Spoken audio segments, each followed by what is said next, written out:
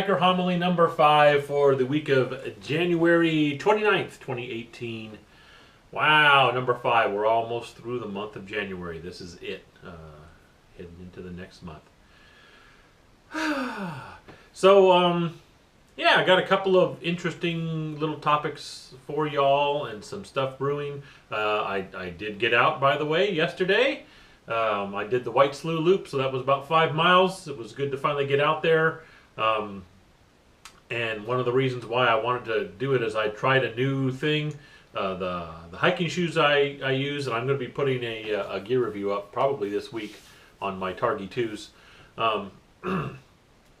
Spoiler alert, I think they're pretty good shoes, but I have been experimenting with, helping out the cushioning that they come with and things like that. I had these half inserts in there to help support my arch because it's nothing to do with the shoe. It's just, I want some arch support. And shoes that have never ever given me any kind of trouble with blisters, even on a 20-mile hike. I had no blister issues. Hiking in the Sierras like I did for a couple of days, no blister issues. I put these half inserts in, and sure enough, they support my arches really great. But I started getting a blister on my left foot. I can feel the hot spot, and I'm walking around today, and I know that there's a little blister down there. And it's like, man, I can't win for losing. The shoes do just fine without the inserts, but I'd like to have more arch support. I put in more arch support. All of a sudden, I got blisters. But there you go. I got out for 5 miles, and I'm still trying to, after 300 miles on these shoes, dial in, what's working for me as far as cushions and things. But check out my gear review when I get it up on those shoes. And other than that, let's move on to our Hiker Homily number 5 for the week of the 29th of January. So I actually should have done this pretty much at the beginning, probably with number 1, but here I am in number 5, and I realized I've been giving him credit in all the videos on the little credits at the end, but I did want to give a shout out to Marcus Neely. Who's Marcus Neely? Well, he's a young man who writes some really cool music, and he puts it up on YouTube and on SoundCloud. And I'll put connections on the bottom of the screen. Woo! Over here somewhere on the bottom of the screen for you to hook up to. He puts the music out there for YouTubers like me and any others out there who want to use it in the videos, as long as we give him attribution. So it's copyright-free music, basically. You can use it without getting a copyright strike, as long as you're giving him credit. And I'm happy to do that because the music is fantastic. You can also use the music for presentations and all kinds of different multimedia platforms that you might be doing. So I really wanted to do that. I should have done that in episode 1, besides just giving him the little credit at the end. But Marcus Neely has written some really cool stuff. Lots of different types of music. And so you probably noticed that the intro music is very different from my first year when this was just the update. It wasn't Hiker Homily. It was just an update vlog. I was kind of using the canned music that came with the editor that I use. I use iMovie. Because it comes with a computer for free. That's the stage I'm at right here. I'm just me doing my thing alone. So I use that basic editor, and it comes with a bunch of different music tracks and stuff like that. So I was pretty much using that as the intro music was just one of the songs that it kind of came with. But when I started looking around, I wanted other music to do for my hiking videos and things like that. I came across Marcus Neely's channel on YouTube, and then his SoundCloud stuff, and a lot of good music there that I can use in hiking videos. And I really, the particular song I use is called New Heights.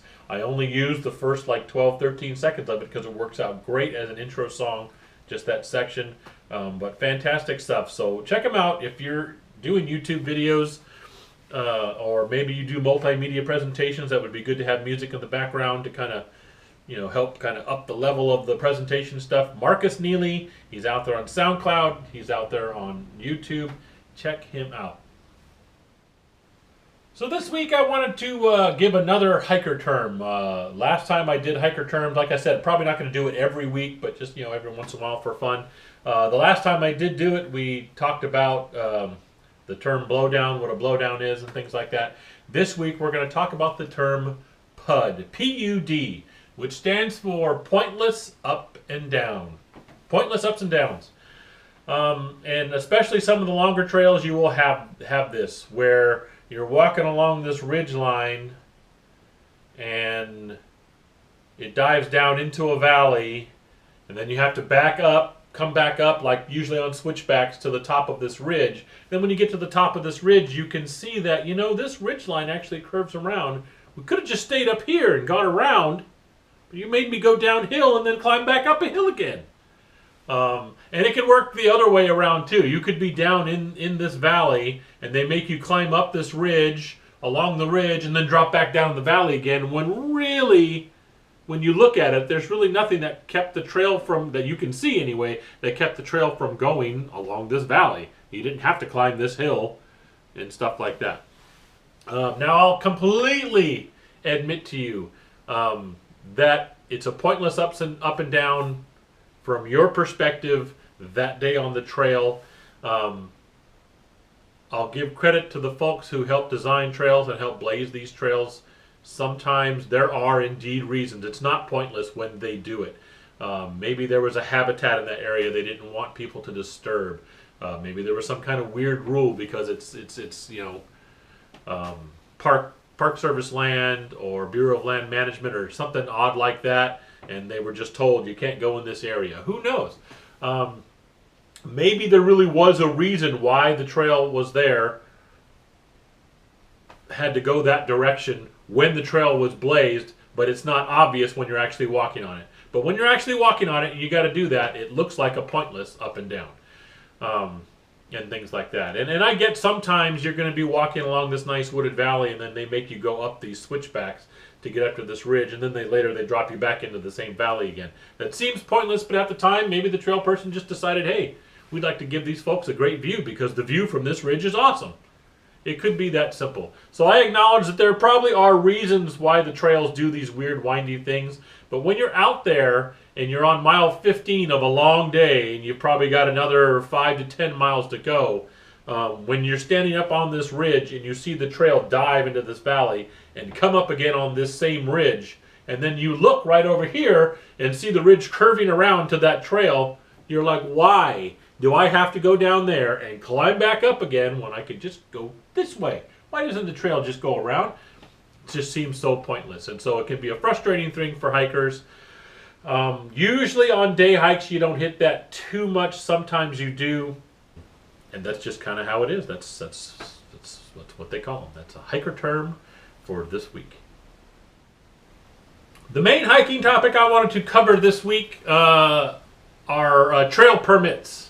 And not just the regular permits, because they don't really have much controversy. I get why the Forest Service or the BLM or any of those agencies, the State Park Service, I get why they would require permits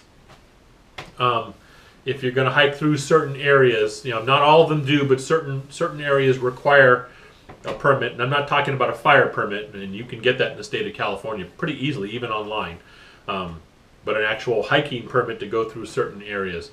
The number one main thing is it's a safety thing. Is the rangers understand that at a certain amount of time they should have about this many people in the forest. So if there's any kind of an emergency, they've got kind of an idea that, okay, this many people had planned on going through this area that we need to evacuate for, let's just say, in case of a fire or something like that. We need to try and get this area evacuated, so we have an estimate of about this many people who had planned on hiking through that area at this time, because we have their permits on file. Okay, so let's try and get these folks and all that kind of thing. So that's really the big thing. But what I'm really talking about is areas that have permit limits, that you can only get certain things, and they have bids and queues waiting and waiting lists to get in to certain areas. A lot of the places, like in California I'm talking about, would be the John Muir Trail, like the PCT kickoff. For one thing, you have to get into this whole a deal where you apply for permits and they only allow 50 per day to take off and things like that, and things. I believe Mount Whitney, there's only a certain amount per day that are allowed, permits that are allowed for people to try that. And so I'm going to tell you, there are certain aspects of that put me on the fence. They trigger my natural rebel in me, my human. How dare you tell me when I can't and can't hike and where I can hike? And hey, I'm a big boy. If I want to hike Mount Whitney today, I'm going to go hike Mount Whitney today. Who are you to tell me I can't? And then at the same time, the reasonable part of me takes over and says, okay, how much longer are you going to be able to enjoy hiking Mount Whitney if they let 400 people a day hike that thing? The trail and the area will be trashed. So yeah, they set limits. And that's really, most of the time, if it is done in a fair way, and there's the key, if you do it in a fair way, and those ones I mentioned just a minute ago, I'm not saying any of those are unfair. I'm just saying, as long as the system is done in a fair way, there is a real viable reason for it. And usually the reason is conservation, preservation of the area. Okay, one of the reasons why they're doing the whole kickoff from Campo permit thing, and they limit it to about 50 a day, is, for one thing, from what I hear, that's kind of an experiment they're doing. Is 50 really the number they need? They're taking a look at that. How's that working? Can we up it to 100 a day? Do we have to lower it? And things like that.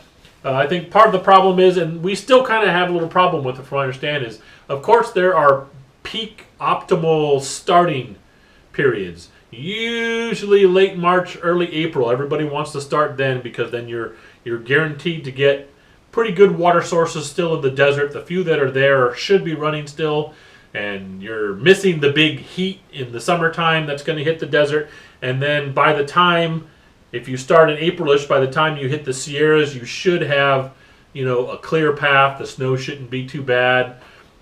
It just times it out right, and then that lets you get all the way through the PCT, all the way up to Canada, before the big snow starts hitting in October or later, up in the Washington area. And so that's the peak. Everybody wants to get in there on this certain time. Okay, the problem with that is you now, because the PCT, and for those of you who are new to all this, PCT stands for Pacific Crest Trail, because it is more and more popular all the time, you start getting situations where there are hundreds of people starting on the same day. Hundreds of people, okay? And hundreds of people hitting the same little semi-permanent camp spots that are along the side of the trail. That's not going to work. I mean, those camp spots are going to fill out, and then you're going to have the rest of the people, which is going to be the majority, because those camp spots aren't going to fit more than, some of those spots won't fit more than 3 or 4 people if they don't mind putting their tents like condominiums right next to each other. Some of the spots, a little bit bigger areas, can fit maybe 10 and stuff. So if you've got 300 people and they all are hiking about the same pace or shooting for the same goal at the end of the day, and almost all 300 of them, say 250 of them, arrive at this spot that can only fit maybe 10 at the most, that's 240 people that has to find a place to camp. Okay, so you're either going to have hikers stumbling in the dark because they weren't able to put a tent down, trying to find another spot, maybe hurting themselves in the dark, or pushing themselves too hard because they had to move on to the next campsite, which is 10 miles down the trail, and they're already tired, or they just start throwing tents up all over the place, not on campsites, and pretty soon, with that happening enough, you've got an area that's completely trashed. And even if they're very careful, you just can't help it. Okay? You throw a tent down on a spot and then pull it up in the morning and take off, and you picked up all your trash, you did all the right stuff. Just the volume of people and walking around that area, throwing tents down, getting them back up and things like that, and not even getting into the whole waste product thing, digging their little cat holes and stuff like that, you are going to completely trash that area very quickly. And so that's, I think, one of the main reasons why, not just on the Pacific Crest Trail, but on a bunch of places, John Muir Trail, Mount Whitney, certain places in Yosemite and things like that, you need a permit, and the permits are limited. Okay? The more popular something becomes, the more they are apt to try to curtail huge crowds all at one time. They try to spread everything out. Hey, we get it. You really want to do the John Muir Trail, but you know what? We've already got 300 people wanting to do it this summer. So you're 301, and so we're spreading everybody out on when they can start. So sorry if that doesn't work with your schedule, but here's your time on the John Muir Trail. You're going to have to try and take it then. You know, and I get it, because that's the whole thing, is you want to do the John Muir Trail because it's beautiful, and it's an amazing hike, and same thing with the Pacific Crest Trail, same thing with Whitney and all the others. Half Dome's another example. You have to get basically reservations to be able to do that hike up there. The fact that so many people want to do it because it is so amazing, it won't be amazing for long if it is just full of throngs of people. Okay? And so that's really the thing. So again, I'm kind of on the fence. I get it. There's a little rebel streak in me that says, man, if I want to hike a trail, I just want to hike a trail. The government shouldn't tell me when I can and can't hike a trail. That's wrong. At the same time, I do get why. It's not just the government deciding we can tell people what to do and it's fun. Let's do that. There's usually a reason. If you really think about it, there's a reason behind it. They're not just trying to be an a-hole to you and like, you're just some hiker and we're this and we have authority. It's not really about that. If you talk to most real forest rangers, the ones who are out there, often the ones checking the permits and things like that, they have that job because they absolutely love the forest. Okay? Not getting political, but look what happened when things started going what they perceived sideways about certain things. We have the ALT National Park Service, okay? And that's National Park employees on the side resisting what they consider executive branch damage being done and things like that. They love the outdoors and the forest. That's why they have that job, okay? So they're not doing it to be mean. They're not doing it to keep you guys away because, nature, who cares? Get you guys. No, the vast majority of these rangers who help enforce these rules agree with the rules because they love the forest, they love the backcountry and things like that, and they understand that the more people you shove through that backcountry, the more damage is going to be done, the less you're going to have to enjoy, okay? The last thing I want to do is go through certain trails that are just overtrodden, and the trail is now, instead of, a decent little marked trail, is now, 50 feet wide, it looks like a fire road because so many people go through it all the time, and certain areas are completely trashed and turned into toilets, and you don't want that. And that, I believe, is one reason why the whole permit limit is done out there. Like I say, conservation, preservation, and quite often it is due to the fact that, and I've seen it happen on several different trails and things like that, the Forest Service try their hardest. Hey everybody, we really need you to self-regulate, so we don't have to regulate you. We don't want to do that. So how about everyone control themselves and not start on the same day for this trail, or not all show up to do the John Muir Trail at the same time in the same month and things like that. Can we kind of spread ourselves out, kind of self-regulate? That might be asking a lot, because number one, if I wanted to hike the John Muir Trail right now, I decided I'm going to hike the John Muir Trail. Even with the internet and the networking that can be done, I cannot have any assurance to know if that's going to be a busy day of the trail or not. I can kind of guesstimate. I can, hey, put it out there. Anybody else hiking John Muir Trail? I'm going to start the first week of April. Anybody else? Oh, yeah, I think I'm going to. Yeah, you're going to get maybe 2 or 3 people who are going to say, yeah, I'm going to be there about the same time. Okay, then you show up and there's like 400 people at the trailhead all at that same time. You don't know. It's hard to tell that. But that would be the thing, is because it's so hard to self-regulate, and because some people absolutely refuse to self-regulate, next thing you know, this area is hit with not just permits, because I've had to have permits to go through certain things, but permit limits. That's, sorry, you want to hike the John Muir Trail, the next opening is in July. I know you want to do it in April. Can't help you there. July is your opening. And that's when the permit is, that kind of thing. It kind of sucks in some ways, but in other ways, I understand why they do it. I'm starting to get a little bit of feedback, so that's why I'm going to put that out there. That's my my hiker topic, my semi-hiker rant about the subject. What do you think about it? You can contact me in the comments below. You can contact me on Instagram, Facebook. You can send me an email at hikingforhealthca@gmail.com. Let me know what you think about the permit systems.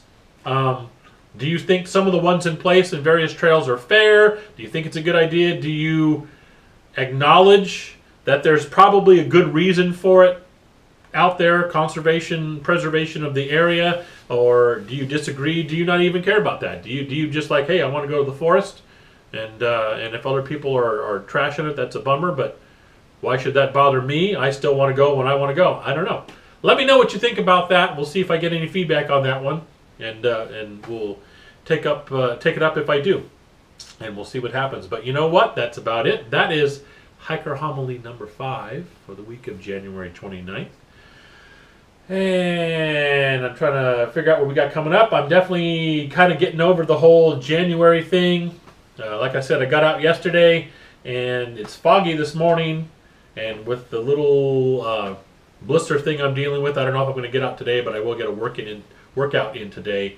Probably get out on the trail tomorrow for the last day of January, for the 31st. I'll get out there and get some miles in.